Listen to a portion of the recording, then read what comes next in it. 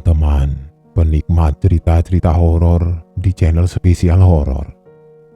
Kali ini Mimin akan membacakan kembali sebuah cerita horor dari akun Twitter @creepylogi yang kali ini berjudul Menginap di Hotel Bekas Gempa.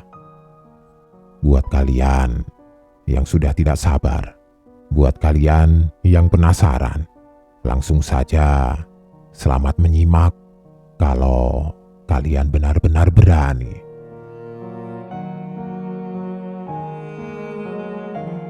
Sebuah Hotel Z di kota J, yang mana pernah terdampak gempa hebat hampir 17 tahun silam.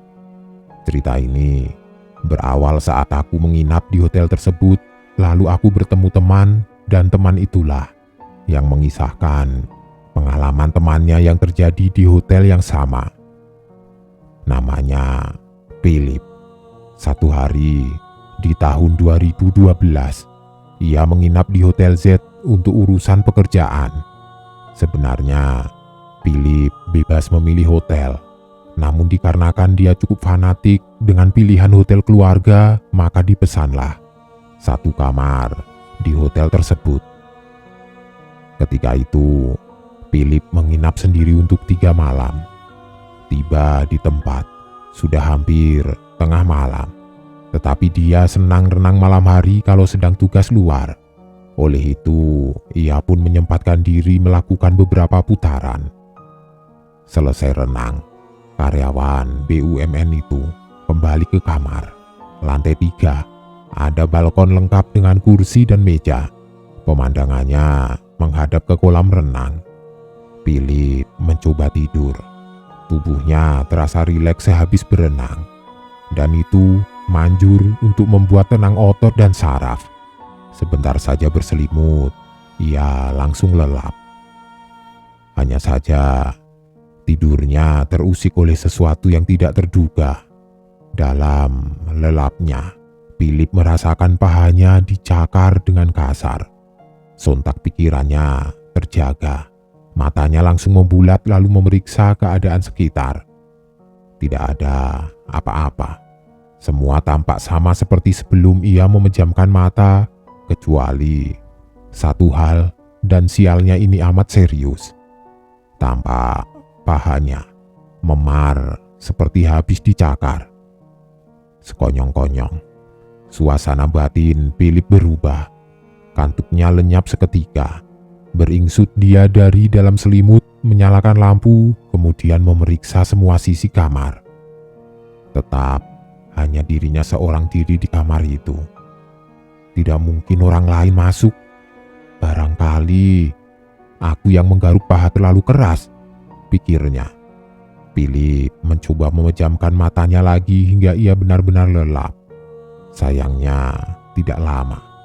Untuk kali kedua, dirinya kembali merasa terusik, malah yang ini lebih parah. Antara sadar dan lelap, ia menyadari seperti ada kulit orang lain menyentuh kakinya. Hangat. Dan setelah itu, ia jadi sadar sesadarnya lantaran tubuhnya terseret begitu saja. Hampir pula badannya terguling ke lantai. Kemudian, ia mengerti bahwa sebetulnya tidak ada yang menyeret kakinya. Namun, ada yang menarik spray dengan luar biasa kuat sampai tubuh pria itu bergeser. Ada jinkah di kamar ini? Demikian curiga Philip. Sekilas, ia pertimbangkan untuk meminta pindah kamar. Akan tetapi saat itu sudah pukul 2 lewat. Pindah kamar hanya buang-buang waktu. Sedangkan 2 jam lagi ia akan bangun untuk mengerjakan sholat subuh. Kabar baiknya, Philip dapat sesumbar bahwa dirinya bukan orang yang takut terhadap jin. Kepercayaannya tentang adanya makhluk gaib tidak membuatnya jadi gentar. Baginya, jin dan manusia cuma berbeda unsur penciptaan dan dimensi. Selebihnya sama saja.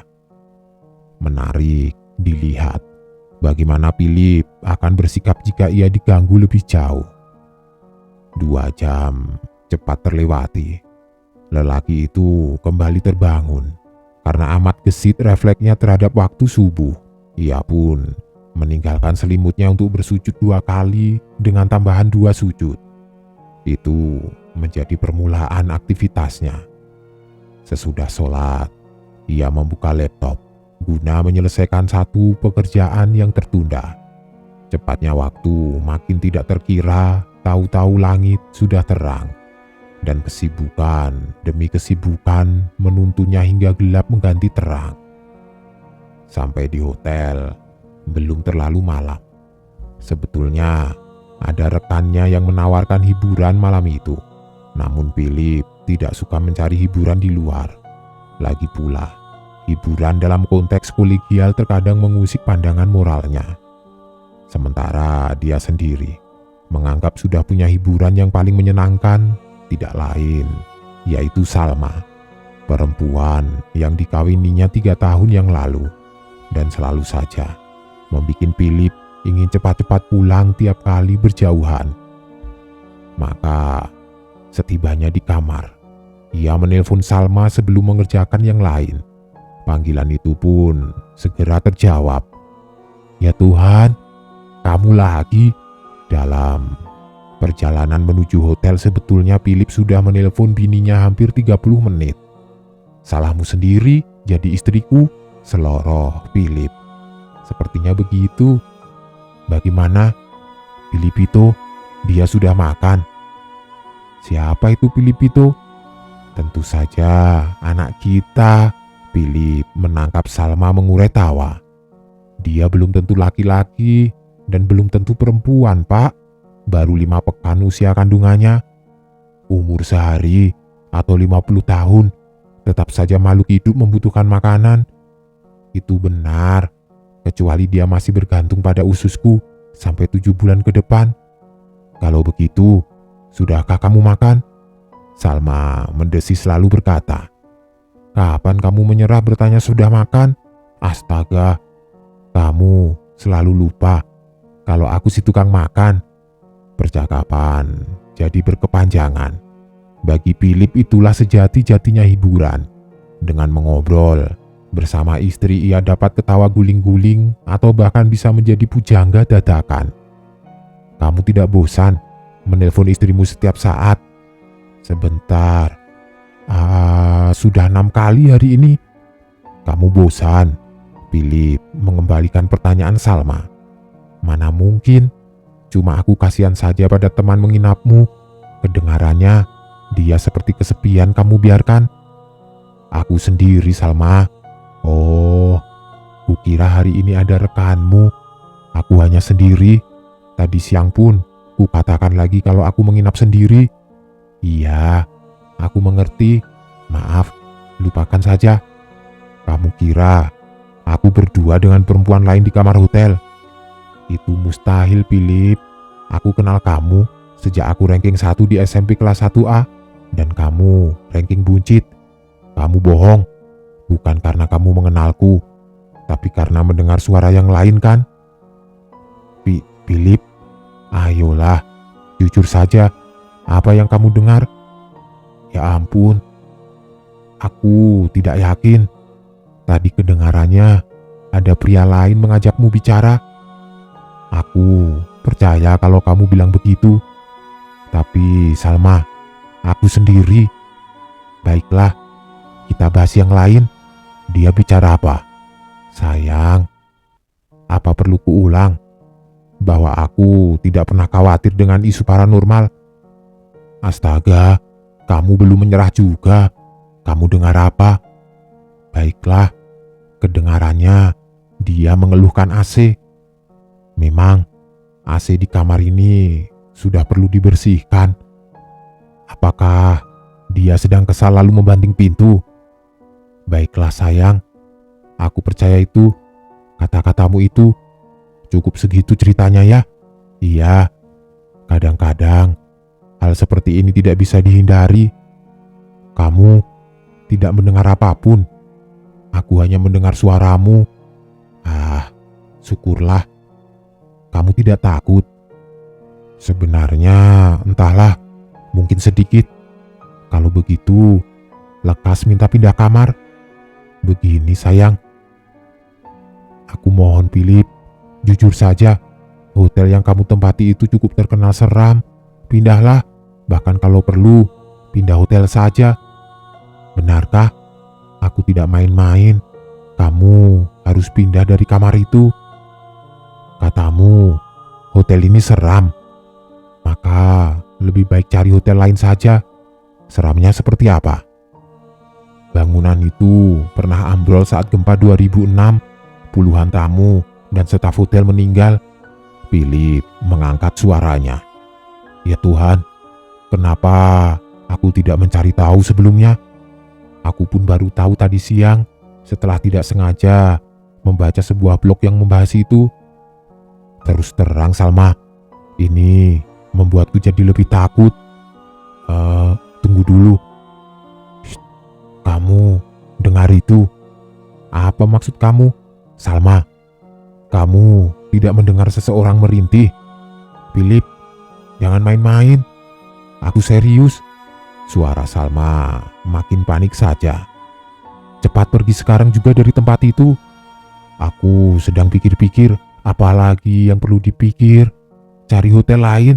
Sekarang. Aku tahu kamu harus dengar saranku sekarang. Salma, ya Tuhan, wanita itu seperti putus asa. Salma, bukankah ini sudah sangat lama? Hah? Ini kan candaan jadul yang sering kamu perdengarkan waktu aku masih kuliah di Malang. Salma membisu beberapa saat lantaran kesal. Namun setelahnya ia meledakkan tawa antara senang bercampur keki. Memang demikian nyatanya. Dulu ia kerap mengerjai Philip lewat telepon dan merasa selalu berhasil membuat dia begidik. Kecuali ketika ia tahu kalau lelaki itu sungguh cuek terhadap hal-hal berbau mistis. Maaf, kali ini gagal, sesal Salma. Kamu tidak pernah berhasil Salma, ledek suaminya. Benarkah? Sekalipun? Seingatku begitu. Itu memalukan. Salma tambah menyesal. Kamu bisa mencobanya lain waktu. Philip menyemangati. Kamu bisa mencobanya lain waktu. Kalau begitu, beri aku bocoran tentang hal yang kamu takutkan. Aku takut setiap kali mesti jauh darimu. Philip mencoba merayu. Aku takut setiap kali mesti jauh darimu. Kamu hanya pergi sebentar sayang, hibur Salma. Rasanya aku sudah bertahun-tahun di kamar hotel ini, ujar Philip dramatis. Rasanya aku sudah bertahun-tahun di kamar hotel ini.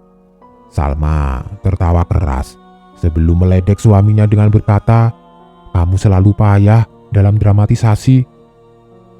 Philip, kenapa diam saja? Sayang, ada hal aneh yang kurasakan, desis lelaki itu. Ada hal aneh yang kurasakan. Philip menutup telepon sepihak. Telinganya langsung dipasang untuk mendeteksi suara yang tertangkap sebelumnya.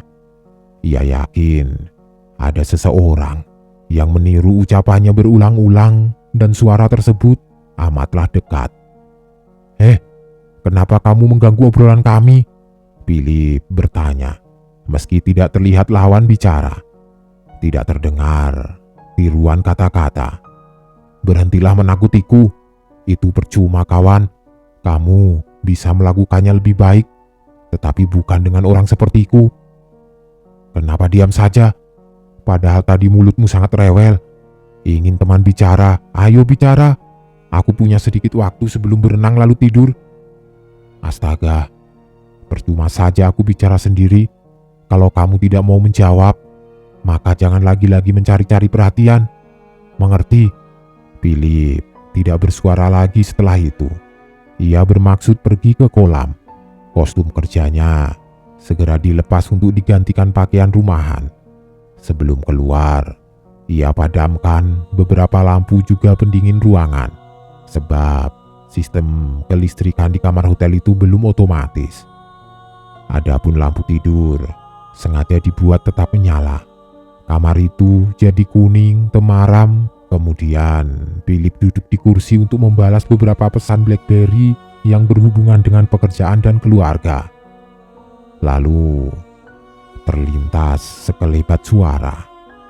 Srek. Refleks. Lelaki itu memalingkan pandang. Di seberang kursinya, persis di situ gorden kamar tersingkap sendirinya, sehingga pemandangan luar tampak lebar, bukan pula angin yang menggesernya. Philip sadar bahwa makhluk halus sedang mengganggunya lagi. Oleh karena itu, ia bersiap-siap mengajaknya bicara sebagaimana sebelumnya. Akan tetapi, maksud hatinya segera terkubur bersamaan munculnya sesosok asing di balkon kamar. Wujud itu tidak teramat jelas, menyerupai bayangan karena hitamnya, tetapi juga dapat dipindai gambarannya. Mirip seorang pria, dan lama-lama makin nyata bahwa itu pria. Tingginya sedang, kepalanya lonjong, sedangkan badannya agak buntal. Dia berdiri diam, dengan pandangan tertunduk. Alih-alih mengajak bicara, Philip hanya menunggu apa yang bakal terjadi sesudahnya. Dan kemunculan makhluk itu tidak lama kemudian sirna. Aku menyimak kawanku menceritakan kawannya hingga sangat terpikat dengan kisah itu. Ujar kawanku, memang waktu gempa 2006, hotel itu termasuk yang rusaknya parah. Pokoknya mulai dari selurusan Ambarukmo sampai Klaten itu bukan main hancur. Kampus UIN, ya jangan ditanya, apalagi ke arah selatan. Nah, di hotel itu memang ada yang meninggal. Tapi sebenarnya, kata cerita temanku yang jadi rumboy di sana, orang itu meninggal bunuh diri. Lompat, konyol kan? Loh, bukan tertimpa puing, bukan. Pokoknya mirip-mirip pramugari Garuda yang terjun di Bengawan itulah. Kisah itu masih disambung meski aku kira sebentar lagi akan tiba di ujung. Lebat hujan menggenangi jalan Sangaji. Kedai kopi yang aku singgahi malam itu semarak oleh muda-mudi dengan keriangannya sendiri. Terus, bagaimana nasib temanmu setelah itu? Aku penasaran. Dia minta pindah kamar lagi sambil marah-marah tidak karuan. Untungnya sudah ada kamar kosong. Apalagi si Philip itu. Kamu pernah ketemu dia sekali kan? Di rumahnya sendiri saja dia bisa ketakutan setengah mati kalau ditinggal istrinya pergi. Keberanian Philip yang tidak tanggung-tanggung tentunya cuma ada dalam khayalanku. Sebelum dini hari, aku berpisah dari kawanku. Di dalam taksi terkilaslah cerita hotel tersebut. Sementara itu menjadi tujuanku. Kejadiannya itu di lantai 3, ujar kawanku. Tak luput ia sebutkan nomor kamarnya. Nomor yang persis dengan kamar yang aku tempati sejak kemarin sore.